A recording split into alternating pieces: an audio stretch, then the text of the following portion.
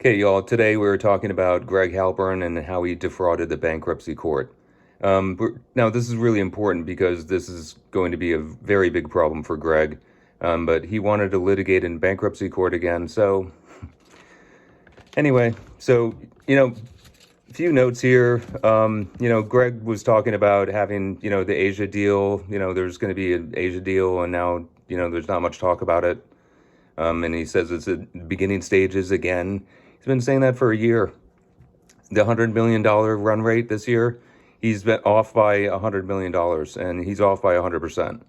So he said it was going to start in Q4, and, nothing's happened. It's just, again, and now he admits that that whole revenue stream is dead, and he admits that the Mexican deal is dead. So there's nothing in the works. First, he claims that the lawsuits were fake. Then he claims that they're illegal. And now he claims that they're going to be a revenue stream. I mean, what idiot would believe this? So, he's not filing anything. He's gone in the dark. He won't file anything for 6 months because there's nothing going on. And that's just an admission that there's nothing going on. But what he can't do in the filing is basically admit that none of these deals are going to happen.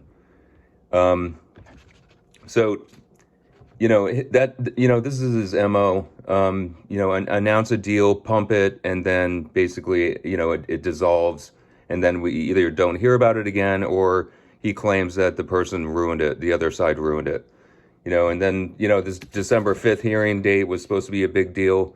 Nothing happened that hearing date. And Greg, we're reopening the bankruptcy case, so let's talk about it. So here, he basically states in filings with the bankruptcy court, and this is, by the way, coming from a filing in the bankruptcy court.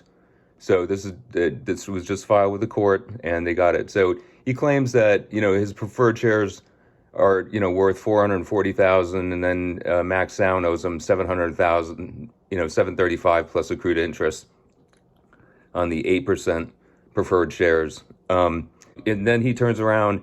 And Halpern apparently told the bankruptcy court that his estate was actually worth far less. He crossed out the entries of 440 and 735 and wrote by hand that they were only worth $10,000. And he said that Max Sound eliminated all moving conversion rights and all rights to collect the notes. So he said it's worth zero. Yet in public filings, subsequent to his representations in court, Halpern continues to state that Max Sound owes him 435 and 735. Max Sound owes him over $1 million. So, that's one thing, where he defrauded the court, because his SEC filings are supposed to be filed under oath, and so are his bankruptcy filings, and they're just opposite. So this is now in front of the court, so they have this, and we're trying to reopen the bankruptcy court case, and we will likely be successful. So also, and here's an article written by Greg Halpern in April of 2021, where he claimed that he was the creator of Formula 4 protocol. Now, this is important because this happened during the bankruptcy proceedings. To April 2021, bankruptcy was going on, and Greg did not alert the bankruptcy court to any of this. And then in a letter, Greg Halpern wrote to attorney Laura Anthony, RE, the Vetri Family Trust sold its entire ownership in Formula 4 Protocol LLC to Greg Halpern in September 2021. And then he states in the first paragraph, I, Greg Halpern alone, own the entire Formula 4 Protocol investment that was previously owned by Vetri Family Trust. However, Harv sold TVFT's entire F4P investment to me in September 2021. Thereby permanently ending any claim. So, the problem with this is that Greg didn't alert the bankruptcy court to any of this stuff. And then, and here's the other thing here. Halpern registered Formula 4 protocol in Texas under his son-in-law's name, Erik Pierce, in February 2021. A month later, he is, claiming to be Halpern. A month later, Okay, so basically, he registers the company that he quote unquote owns in entirety of under his son Erik Prince's name in Texas. You see the registration there.